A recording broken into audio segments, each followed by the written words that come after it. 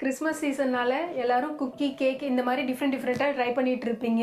உண்மையை சொல்ல போனோம்னா, ப்ளம் கேக் வந்து கிறிஸ்மஸ்க்கு தான் பண்ணுவாங்கங்கிற மேட்டரே எனக்கு கொஞ்ச நாளுக்கு முன்னாடி தாங்க தெரியும். ப்ளம் கேக்குங்கிறது இதுவும் ஒரு கேக் அப்படி தான் நான் இவ்வளோ நாளாக நினச்சிட்டு இருந்தேன். பட் இது வந்து கிறிஸ்மஸ்க்கு தான் ஸ்பெஷல் அப்படிங்கிறது வந்து எனக்கு இப்போ தான் தெரியும். இன்றைக்கி நம்ம அந்த ப்ளம் கேக் எப்படி பண்ணுறதுன்னு தான் பார்க்க போகிறோம். இதை கொஞ்சம் ஹெல்த்தி வெர்ஷனாக இதை வந்து கோதுமை மாவில் பண்ணியிருக்கேன். இதை எப்படி பண்ணுறது அப்படின்னு சொல்லி பார்க்கலாம். Welcome to my wife's kitchen. Every recipe here is made with love. இந்த ப்ளம் கேக்கில் நிறைய ட்ரை ஃப்ரூட்ஸ் ஆட் பண்ணுவோம் இல்லையா, இந்த ட்ரை ஃப்ரூட்ஸ் எல்லாம் ஃபர்மெண்ட் பண்ணி தான் யூஸ் பண்ணுவாங்க.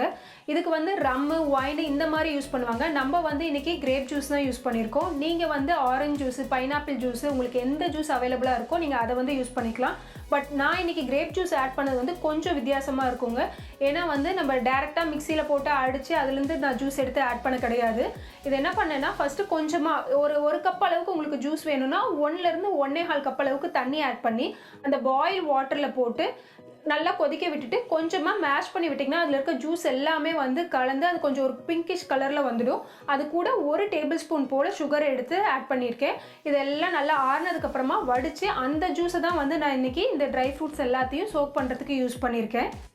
ஃபஸ்ட்டு இந்த கேக்குக்கான ஒரு மசாலா பவுடர் நம்ம ரெடி பண்ணிக்கலாம். இதுக்கு 2 டேபிள் ஸ்பூன் போல் சர்க்கரை, 3லேருந்து 4 ஏலக்காவோட விதையை மட்டும் நான் எடுத்து வச்சுருக்கேன். கூடவே ஒரே ஒரு கிராம்பு, ஒரு சின்ன துண்டு சுக்கு, ஒரு 3 இன்ச்சு போல் பட்டை, கூடவே வந்து கொஞ்சமாக ஜாதிக்காயோட பவுடர். இது எல்லாத்தையும் மிக்ஸி ஜாரில் போட்டு நல்லா ஃபைன் பவுடராக அரைச்சி எடுத்துக்கோங்க. இப்போது ஒரு பேனில் 1 கப் போல் ப்ரௌன் சுகர், 1/3 கப் அளவுக்கு பட்டரு, கூடவே வந்து நம்ம அரைச்சோம் இல்லைங்களா அந்த பொடியும் சேர்த்துக்கோங்க. இது கூட நம்ம ட்ரை ஃப்ரூட்ஸ் எல்லாம் ஆட் பண்ணிக்கலாம். டியூட்டி ஃப்ரூட்டி, அது கூடவே golden raisin, black raisin, cranberry, அப்புறம் வந்து டேட்ஸ். இது எல்லாமே வந்து 1/3 கப் அளவுக்கு தனித்தனியாக நான் எடுத்து இது கூட ஆட் பண்ணிக்கிறேன். இது கூட நான் ஃபஸ்ட்டு சொன்ன மாதிரி ரெடி பண்ணி வச்ச கிரேப் ஜூஸ், திராட்சைப்பழ ஜூஸ் 1 கப் அளவுக்கு நான் ஆட் பண்ணியிருக்கேன். இதுக்கப்புறம் நீங்கள் அடுப்பை ஆன் பண்ணிவிட்டு ஃபுல்லாக கிளறிட்டே இருங்க. நல்லா கொதி வரும்போது அதோட வாசம் வந்து நல்லா இருக்கும். ஃபுல்லாக இந்த பட்டர் மெல்ட் ஆகி ஒரு 5 நிமிஷம் போல் நல்லா கொதிக்கட்டும்.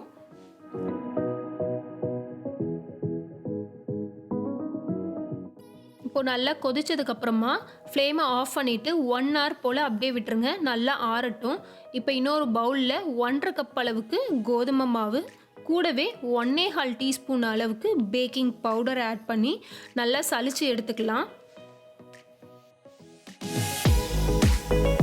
இப்போது இன்னொரு பவுலில் 2 எக்கு போல் நான் எடுத்திருக்கேன். இதை உடச்சி ஒரு 5 நிமிஷம் போல் நல்லா பீட் பண்ணி எடுத்துக்கோங்க.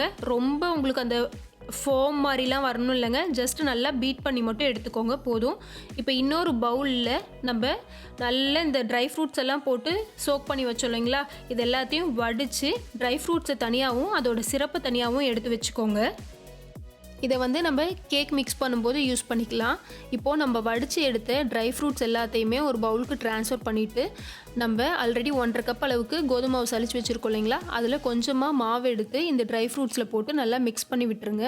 இது கூட 1/2 கப் அளவுக்கு ஆல்மண்டும் 1/2 கப் அளவுக்கு முந்திரியும் நான் கட் பண்ணி வச்சுருக்கேன். இதையும் இது கூட ஆட் பண்ணி இன்னும் கொஞ்சம் மாவு சேர்த்து நல்லா எல்லாத்தையுமே கலந்து விட்டுருங்க. இப்போது இந்த ட்ரை ஃப்ரூட்ஸ் எல்லாத்தையுமே மீதி இருக்க அந்த கோதுமை மாவு கூட நம்ம ஆட் பண்ணிக்கலாம். இது கூட பீட் பண்ணி வச்ச எக்கையும் ஆட் பண்ணிக்கோங்க. ட்ரை ஃப்ரூட்ஸ் எல்லாம் பாயில் பண்ண சிரப்பையும் இந்த மாவில் ஆட் பண்ணிக்கலாம். ஆட் பண்ணிவிட்டு எல்லாத்தையும் நல்லா கலந்து விடுங்க. ஓவர் மிக்ஸ் பண்ண வேண்டாம், ஓரளவுக்கு எல்லாம் கலக்கிற அளவுக்கு மட்டும் மிக்ஸ் பண்ணுங்கள். இந்த சர்க்கரை இது எல்லாத்தையும் போட்டு நல்லா கரைச்சி இந்த ட்ரை ஃப்ரூட்ஸ் எல்லாத்தையும் அதில் போடும்போதே அதோட வாசம் வந்து ரொம்ப சூப்பராக இருந்ததுங்க. வீடு ஃபுல்லாக நல்ல வாசமாக இருந்துச்சு. இப்போது இதை ஒரு பேனுக்கு ட்ரான்ஸ்ஃபர் பண்ணி நம்ம பேக் பண்ண வச்சிடலாம். இதை வந்து ஃபஸ்ட்டு 350 டிகிரி ஃபேரன்ஹீட்டில் ஒரு 10 நிமிஷம் போல் பேக் பண்ணிவிட்டு அதுக்கப்புறமா 300 டிகிரி ஃபேரன்ஹீட்டில் ஒரு 50 to 60 மினிட்ஸ் வந்து நல்லா பேக் பண்ணுங்கள். டூத் பிக் க்ளீனாக வர வரையிலும் இதை பேக் பண்ணி எடுத்திங்கன்னா நம்மளோட சூப்பரான ப்ளம் கேக் வந்து ரெடி ஆகிடும். உங்களுக்கு எக்லெஸ் வெர்ஷன் வேணும் அப்படின்னு சொன்னால் நம்ம 2 எக்கு ஆட் பண்ணோம் இல்லையா, அந்த 2 எக்குக்கு பதிலாக 1/2 கப் பால், கூடவே வந்து 1 டீஸ்பூன் அளவுக்கு லெமன் ஜூஸ் சேர்த்து நீங்கள் வந்து இந்த கேக் பண்ணிக்கலாம். இப்போ நம்மளோட கேக் வந்து நல்லா ஆறிடுச்சு. இதை வந்து ஒரு கிளிங் பேப்பர் போட்டு ரேப் பண்ணி ஒரு 2 நாள் போல் அப்படியே வச்சுருங்க. ரெகுலர் கிறிஸ்மஸ் கேக்கில் மேலே வந்து அந்த சிரப் ரம்மாக இருக்கட்டும் ஒயினாக இருக்கட்டும் மேலே வந்து அந்த சுகர் சிரப் மாதிரி அதை வந்து மேலே கோட் பண்ணி திரும்ப திரும்ப அதை பண்ணிகிட்டே இருப்பாங்க. அது வந்துட்டு ரொம்ப நாளைக்கு வச்சுருப்பாங்க. நம்ம இந்த கேக்கில் அந்த மாதிரிலாம் எதுவும் பண்ணலங்க. ஜஸ்ட்டு பேக் பண்ணி ஆறுனதுக்கப்புறமா எடுத்து இந்த மாதிரி கிளிங்க் பேப்பர் போட்டு ரேப் பண்ணி வச்சுருக்கேன். இது வந்து 2 நாள் ஆகிடுச்சு. இதை இப்போ ஓப்பன் பண்ணி பார்க்கலாம் எப்படி இருக்குது அப்படின்னு சொல்லி. இந்த 2 சைடு இருக்க ஆந்தையும் வந்து ஒன்று என் ஹஸ்பண்டு, இன்னொன்று என் பையன் 2 பேரும் எப்படா இந்த கேக்கை ஓப்பன் பண்ணுவேன்னு பார்த்துட்ருக்காங்க. நம்ம வந்து ஃப்ரூட் ஜூஸ் ஆட் பண்ணியிருக்கோம் இல்லைங்களா, அதனால 3 to 4 days வரையும் நீங்கள் வெளியில் வச்சுருக்கலாம். அதுக்கப்புறம் வந்து எடுத்து ஃப்ரிட்ஜில் வச்சுருங்க.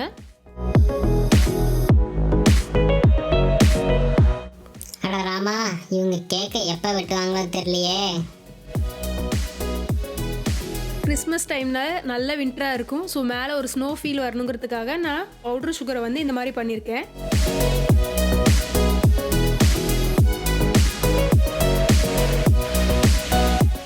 அவ்வளோதான், நம்மளோட கோதுமை மாவில் பண்ண ப்ளம் கேக் வந்து ரொம்ப சூப்பராக ரெடி ஆகிடுச்சு. இது 2 நாள் வேறு வச்சு சாப்பிட்றோம் இல்லையா, எப்படி இருக்குன்னு டேஸ்ட் பண்ணி பார்த்துடலாம்.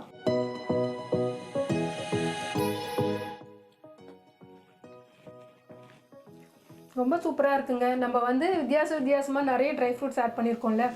ஸோ ஒவ்வொரு பைட்டுக்கும் ஒவ்வொரு ட்ரை ஃப்ரூட்ஸ் வந்து வாயில் கடிபடும் போது அதோட டேஸ்ட் வந்து ஒரு பக்கம் இந்த மாதிரி டேஸ்ட்டு, ஒரு பக்கம் அந்த மாதிரி டேஸ்ட்டு அப்படின்னு சொல்லிட்டு ரொம்ப வித்தியாசமாக இருக்குது. கண்டிப்பாக இந்த ஹெல்த்தியான ப்ளம் கேக் ரெசிபி உங்களுக்கு பிடிச்சிருந்ததுன்னா உங்கள் ப்ளேலிஸ்ட்டில் ஆட் பண்ணி மறக்காமல் ட்ரை பண்ணி பாருங்கள். இப்போ நம்ம பார்த்த வீடியோ வந்து கோதுமை மாவு வச்சு பண்ணது. பட் இது இல்லாமல் நம்ம யூஸ்வல் ட்ரெடிஷ்னலாக பண்ணுவாங்க இல்லைங்களா, ரம் இல்லை அப்படின்னா ஒயினில் சோக் பண்ணி அந்த பேட்சும் நான் பண்ணேன். ஆக்சுவலாக வந்து அது ஒரு 3 to 4 days போல் நல்லா சோக் பண்ணிவிட்டு ஜஸ்ட் இப்போ தான் பேக் பண்ணி இதை எடுத்தேன் நான். இது வந்து இதுக்கு நிறையவே வீடியோ இருக்குது. ஸோ நான் இதுக்கு வீடியோ எதுவும் போட கிடையாது. இந்த ஹெல்த்தி வெர்ஷனுக்காக இந்த கோதுமை மாவு அது கூட ப்ரௌன் சுகர் வச்சு பேக் பண்ணது. இதோட டேஸ்ட்டு ரொம்பவே சூப்பராக இருக்குது. இதுக்கு நல்ல ஒரு காம்படிஷனாக கூட இதை சொல்லலாம். ஹெல்த்தியாக விரும்புகிறவங்க இந்த மாதிரி நீங்கள் ப்ளம் கேக் பண்ணி சாப்பிட்லாம்.